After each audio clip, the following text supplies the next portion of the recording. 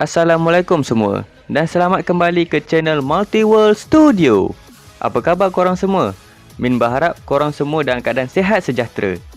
Video kali ini, Min ingin mereview episod 3 Ultraman Trigger yang membawa tajuk The Ultra Ancient Light and Darkness. Sebagai peringatan, Min hanya mereview scene-scene yang penting sahaja. Jadi tak semua scene yang ada dalam episod 3 Ultraman Trigger ada dalam video ini. Kalau korang semua nak tahu semua scene, lebih baik tengok saja episod 3 Ultraman Trigger di channel Suburaya. Tanpa banyak membuang masa, mari kita terus ke intro.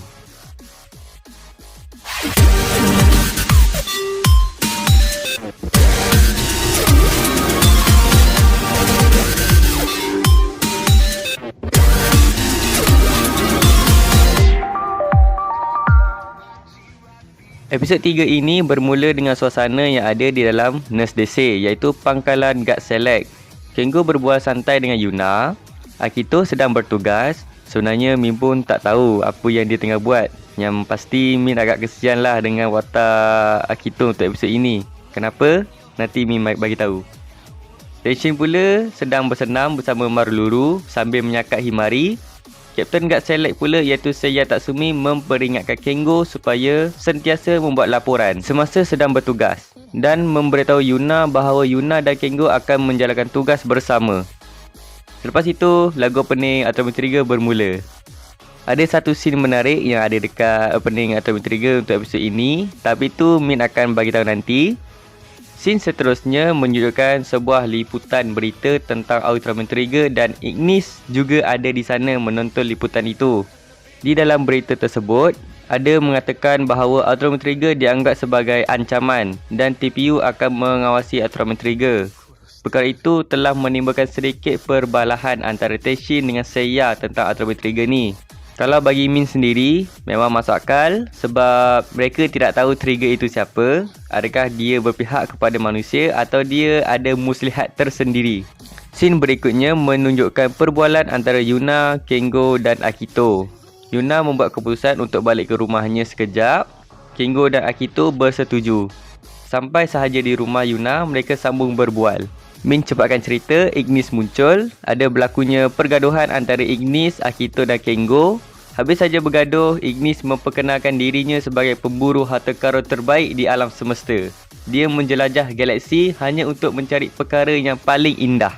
Ignis ingin menculik Yuna kerana Yuna merupakan anak kepada Mitsukuni dan bagi Ignis, perkara itu merupakan perkara yang indah. Kemudian ada sedikit perbalahan antara Akito dan Ignis. Akhirnya Ignis membuat keputusan untuk pergi dahulu. Scene seterusnya menunjukkan Mitsukuni berbual dengan Akito. Nampaknya Akito memberitahu Mitsukuni bahawa Yuna menjadi sasaran Ignis. Selepas itu, Mitsukuni memberitahu Akito tentang The Giant of Darkness atau Dark Giant.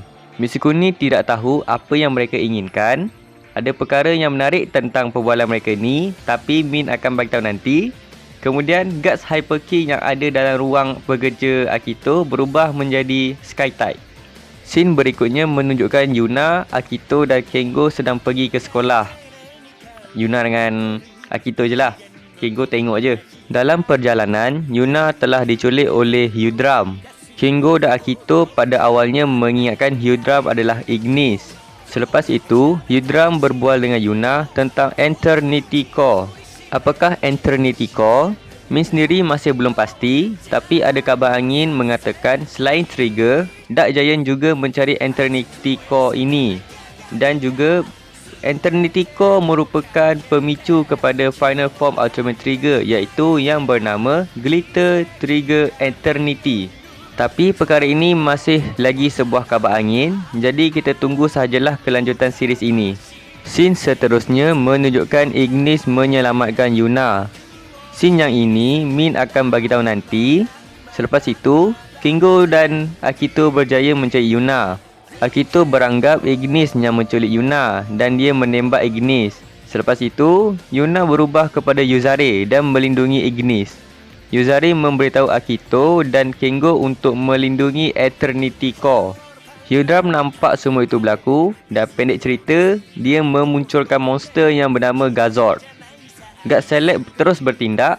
Seperti biasa, Battle scene Min tak nak review sangat sebab perkara itu korang semua perlu tonton sendiri.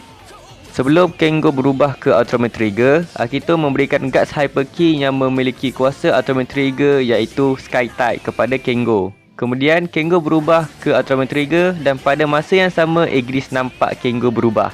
Selepas itu, bermulalah pertarungan antara Ultraman Trigger dan Gazord. Awalnya Trigger menghadapi sedikit kesulitan, tetapi selepas Kengo menggunakan Guts Hyper Ki Sky Type, muncullah form Ultraman Trigger yang memfokuskan kepada ketangkasan dan kelajuan terbang iaitu Ultraman Trigger Sky Type. Selepas itu, Seiya mengarahkan Himari untuk membantu Ultraman Trigger dan mereka berjaya mengalahkan Gazord. Habis saja bertarung dengan Gazord, Ultraman Trigger perlu berlawan dengan Hydram pula. Selepas itu, bermulalah pertarungan kelajuan tinggi antara Ultraman Trigger Sky Type dengan Hydram. Trigger kalah kerana Trigger memang dah penat pada awalnya, dah lawan Gazord, lepas tu lawan Hydram pula. Macam mana Trigger nak menang kan?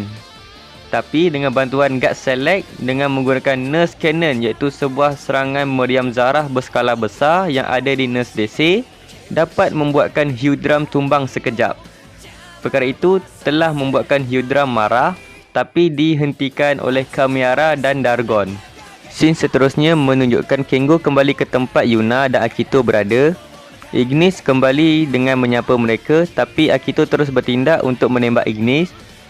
Namun Kengo menghentikan Akito kerana Kengo tahu Ignis cuba menyelamatkan Yuna dan Kengo berterima kasih kepada Ignis. Selepas itu, Kengo memperkenalkan dirinya dan Akito. Ignis juga melakukan perkara yang sama, tapi Ignis nampaknya ada muslihat tersendiri. Dia bukan sahaja mahukan Yuna, tapi dia juga mahukan kuasa Trigger.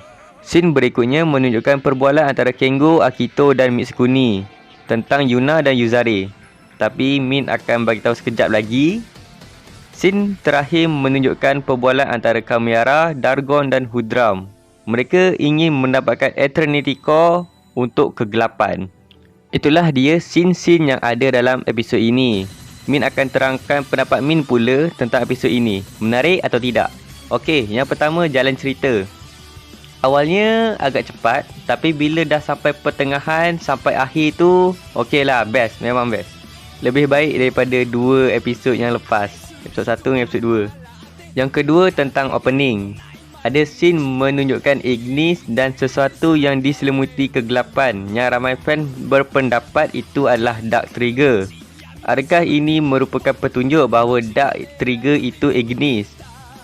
Bagi Min sendiri, Min tidak tahu sebab perkara itu boleh jadi 50-50. Kerana ada kabar angin mengatakan bahawa dalam series Ultraman Trigger akan munculnya Evil Trigger sama dengan Ultraman 3. Jadi Min pada awalnya berpendapat Ignis atau Akito yang akan menjadi Evil Trigger.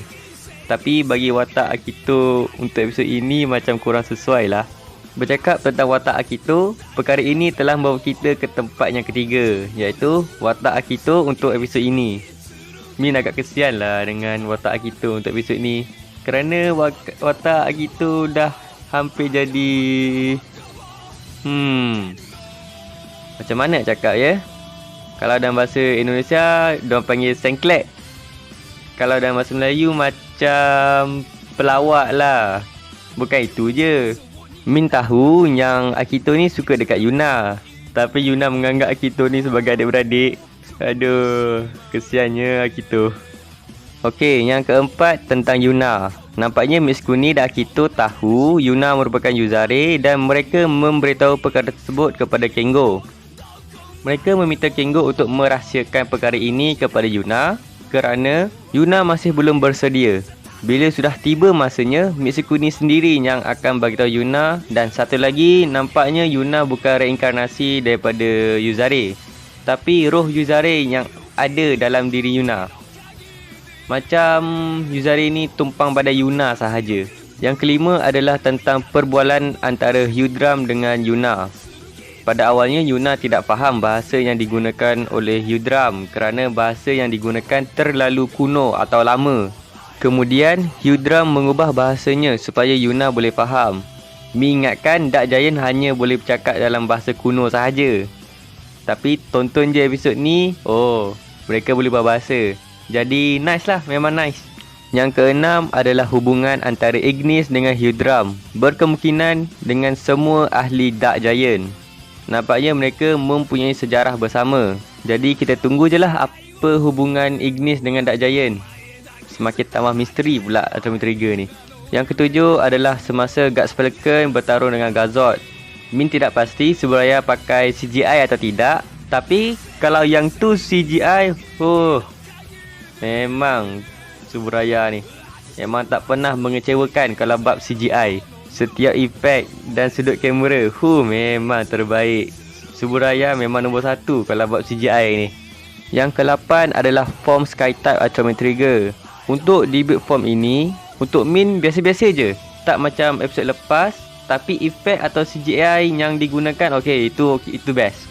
Untuk keseluruhan, episod ini merupakan episod terbaik yang ada dalam 3 episod pertama ini bagi Min. Misteri juga semakin banyak ditunjukkan. Jadi, itulah dia review episod 3 Ultraman Trigger. Min berharap korang semua enjoy dengan video ini. Dan jika korang suka, boleh like and share ke kawan-kawan korang. Serta boleh tekan butang subscribe sebagai tanda korang semua support channel ini. Jika Min ada tersalah kata dan maklumat, korang semua boleh betulkan di ruangan komen di bawah. Akhir kata, Assalamualaikum dan jumpa lagi.